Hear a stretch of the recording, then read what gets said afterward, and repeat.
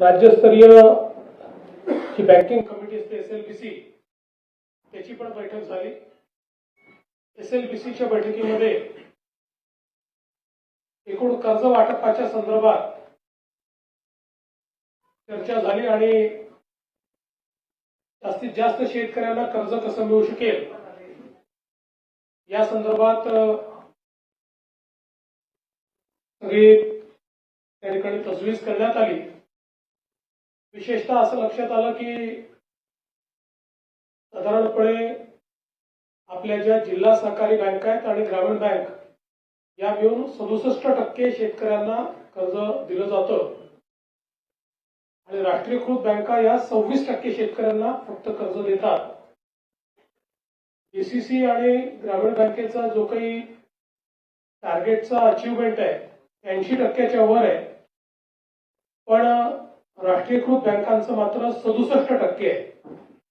त्यामुळे आज अतिशय कडक शब्दामध्ये राष्ट्रीयकृत बँकांना हे सांगण्यात आलेलं आहे की त्यांनी 80%च्या वर टार्गेट पूर्ण केलं पाहिजे। दुसरं त्यांना हे सांगण्यात आलेलं आहे की सिबिल ही मागणी कुठल्याही बँकेने करू नये। या संदर्भात मी सगळ्या बँकांना सांगितलं की हेडक्वार्टर मधून प्रत्येक ब्रँचला त्यांनी पत्र पाठवून सांगितलं पाहिजे की क्रॉप लोन करता सिबिलची अट नाही। आरबीआयचे ही अधिकारी होते, त्यांनी देखील त्याला पुष्टी दिलेली आहे आणि सिबिल करता कुठल्याही शेतकऱ्याची अडवणूक करायची नाही या संदर्भात आहे। यासोबत या सगळ्या बँकांची कर्जमाफीच्या संदर्भात देखील आम्ही चर्चा केलेली आहे।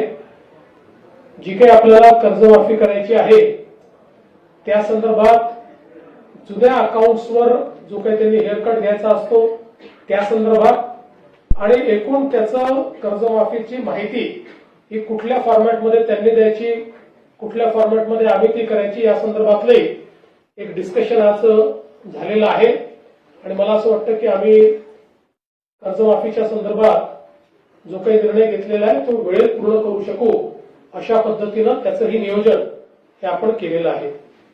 आपल्याला कल्पना आहे की महाराष्ट्रामध्ये विशेषतः सगळ्यात मोठा हंगाम हा खरीपाचा असतो, त्यानंतर रबी आणि मग उन्हाळी पीक लोक घेतात। साधारणपणे खरीपाचं क्षेत्र जे आहे ते 152 लाख हेक्टरचं क्षेत्र आहे आणि याच्यामध्ये साधारणपणे सगळ्यात मोठं क्षेत्र हे सोयाबीन आणि कापूस जवळपास 88 लाख हेक्टर त्या ठिकाणी असतं आणि बाकी मग इतर पिकं आहेत। ऊसही आपल्याकडे मोठ्या प्रमाणात आपण घेतो। आता जो काही यावर्षीचा खरीप हंगाम आहे याच्यामध्ये एक मोठं संकट जे आहे ते अल निनोचं संकट आहे। आज हवामान खात्याने जी काही त्या ठिकाणी मांडणी केली आहे त्याच्यामध्ये जे काही लॉंग टर्म ऍव्हरेज आहे पावसाचं ते 88% असेल असा अंदाज त्यांनी वर्तवलाय। पण हे 88% असलं तरी वेगवेगळ्या भागात वेगवेगळ्या पद्धतीचं ते असेल आणि विशेषतः पश्चिम विदर्भ आणि मराठवाडा आणि उत्तर तर जो काही एक ताण तयार होतो, जो स्ट्रेस तयार होतो त्यामध्ये प्रोटेक्टिव्ह इरिगेशन करता आलं पाहिजे। या दृष्टीनं आपल्याला काय करता येईल अशा प्रकारचा प्रयत्न हा आपण या ठिकाणी केलेला आहे आणि निश्चितपणे साधारण आपण जर बघितलं तर गेल्या काही वर्षातले जे अल निनोचे वर्ष आहेत त्यातलं विशेषतः 2015चं जे वर्ष आहे ते आपल्याकरता अधिक कठीण होतं, कारण 2015च्या वर्षी मराठवाड्याचा जर आपण विचार केला तर तिथलं डेफिसिट हे जवळपास 39% होतं।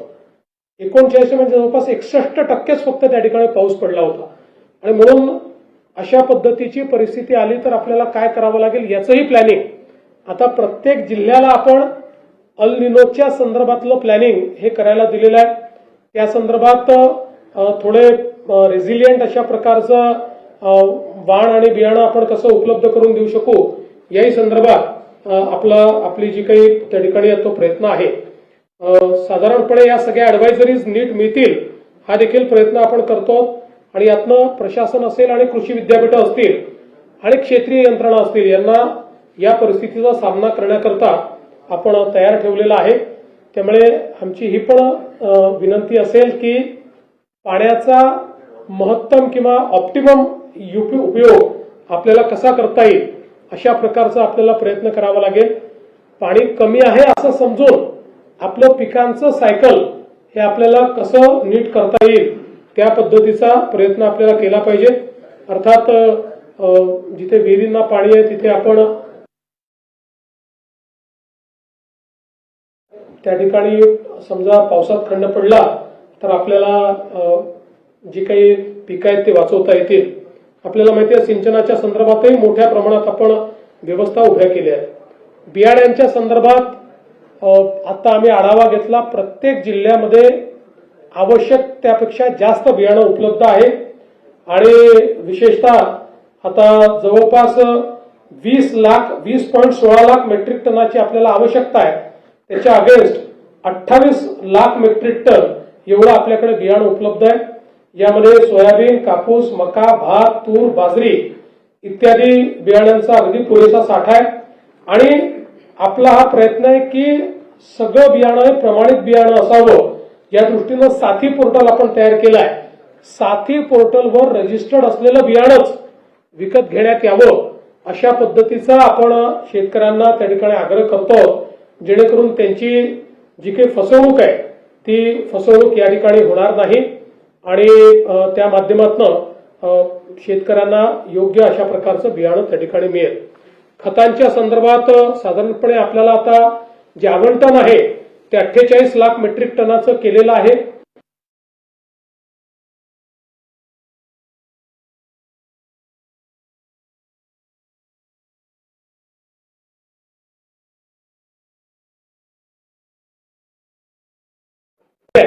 याकडे आम्ही विशेष लक्ष देणार आहोत आणि म्हणून कंप्लीट खत पुरवठा जो आहे या संदर्भात प्रत्येक रेक पॉइंटवर त्या ठिकाणी त्याचं जीआयएस मॅपिंग आम्ही करणार आहोत। त्या ठिकाणी त्याची व्हिडिओग्राफी आम्ही करणार आहोत। साधारणपणे प्रयत्न असा असेल की रेक पॉइंटवर ज्यावेळेस खत उतरतं त्यावेळी आपल्या विभागाचा माणूस तिथे उपलब्ध असलाच पाहिजे, जेणेकरून त्याची कंप्लीट ती जी काही अकाउंटेबिलिटी आहे ती अकाउंटेबिलिटी आपण त्या ठिकाणी करणार आहोत। आणि यासोबत एक साधारणपणे सातत्याने शेतकऱ्यांची असते लिंकिंगची, म्हणजे तुम्हाला डीएपी पाहिजे तर त्याच्यासोबत या 4 गोष्टी घ्या, युरिया पाहिजे तर त्याच्यासोबत या 2 गोष्टी घ्या। या संदर्भात अतिशय कडक धोरण आपण घेतलंय। त्यातला जीआर आपल्या कृषी मंत्र्यांनी यापूर्वीच काढलेला आहे आणि यावेळेस रेकॉर्ड अशा पद्धतीनं आपण कारवाई केलेल्या आहेत आणि जवळपास 400 पेक्षा जास्त आपण लायसन्सेस रद्द केलेले आहेत किंवा सस्पेंड केलेले आहेत। त्यामुळे कुठेही लिंकिंगची तक्रार आली तर त्याच्यावर सस्पेन्शनची कारवाई जी आहे ती कारवाई आपण निश्चितपणे या ठिकाणी करणार आहोत। यासोबत